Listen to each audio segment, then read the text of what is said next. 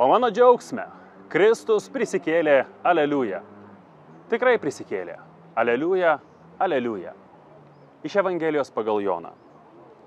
Pirmąją savaitės dieną, labai anksti dar neišaušus, Marija Magdalietė atėjo pas kapą ir pamatė, kad akmuo nuverstas nuo rūsio angos. Ji nubėgo pas Simoną Petrą ir kitą mokinį, kurį Jėzus mylėjo, ir pranešė jiems. Paėmė viešpatį iš kapo ir mes nežinome, kur jį padėjo. Petras ir tas kitas mokinys nubėgo prie kapo. Bėgo abu kartu, bet tasai kitas mokinys pralenkė Petrą ir pirmas pasiekė kapo rūsį. Pasilenkęs jis mato paliktas drobules, tačiau į vidų nėjo. Netrukus iš paskos atbėgo ir Simonas Petras. Jis įėjo į rūsį ir mato paliktas drobules ir skarą, buvusi ant Jėzaus galvos. Ne su drobulėmis palikta, bet suvyniota ir atskirai padėta. Tuomet įėjo ir kitas mokinys, kuris pirmas buvo atbėgęs prie kapo. Jis pamatė ir įtikėjo. Mat jie dar nebuvo supratę rašto, kad jis turėsęs prisikelti iš numirusių.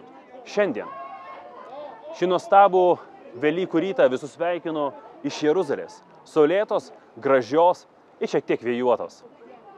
Sveikinu visus iš vietos, kur visą šią savaitę vyko ypatingi įvykiai.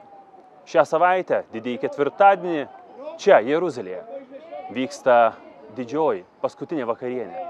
Čia, Jeruzalėje, visiškai šalimais, penktadienį Jėzus yra nukryžiuojamas, miršta ir yra palaidojamas. Čia tamsa apgaubė didįjį šeštadienį. Čia, Evangelijos tiesoje, labai anksti dar rytui neišaušus, Marija Magdalietė skuba prie kapo. Marija Magdalietė, kuri Evangelijoje pagal Joną pasirodo tik tai nukryžiavimo akimirką mūsų akivaizdoje. Kai sinoptinėse Evangelijose ją matome jau anksčiau sekančią nuo Galilėjos. Tai štai, tamsa, kurie eina Marija Magdalietė, simbolizuoja neskubėjimą greičiau nueiti prie kapo, bet simbolizuoja iš tiesų tą tamsą, kuri įžengė į jos širdį. Ta neviltį, kuri ateina būnant Jėzui nukryžiuotam. Nėra vilties, nėra šviesos, nes Jėzus yra tikroji šviesa. Ir štai jie ateina, pamato nuristą akmenį ir nusprendžia, kad kažkas pavogė Jėzų. Bėga pranešti Simonui ir tam kitam mokiniui, kurį Jėzus mylėjo. Pagal tradiciją mes visi žinome, kad tas kitas mokinys yra ne kas kitas kaip apaštalas Jonas. Tas pats Jonas, kuris klūpėjo, kuris žiūrėjo ir dalyvavo Jėzaus mirtyje, kuris išbuvo iki galo. Ir štai šie abu mokiniai bėga kartu. Tačiau tas kitas mokinys, kurį Jėzus labiau mylėjo, nubėga pirmas. Kodėl? Ar todėl, kad jisai buvo fiziškai stipresnis? Ką gali žinoti? Bet jeigu būtų priežastis tame, nemanau, kad Evangelija apie tai kalbėtų. Tas greitis ir skubėjimas, tos jėgos ateina ne iš fizinės jėgos, o ateina iš meilės Jėzui. Jėzus meilė yra tas variklis ir ta galia mumise, kuri mus skatina veikti ir skatina greičiau judėti tikslo link. Tačiau pribėgęs prie kapo, mylimasis mokinys neskuba. Jis sulaukia Petro. To Petro, kuris nors ir yra uola, nors ir yra išrinktas apaštalų vyresniuoju, bet vis dėlto buvo išsižadėjęs Jėzaus. Sulaukęs, leidžia jam įeiti pirmam į kapą. Po to įeina pats, pamato ir įtiki. Ką ši Evangelija, ši džiaugsminga Velykų rytą sako mums? Ogi labai paprasta, tačiau džiugia naujiena.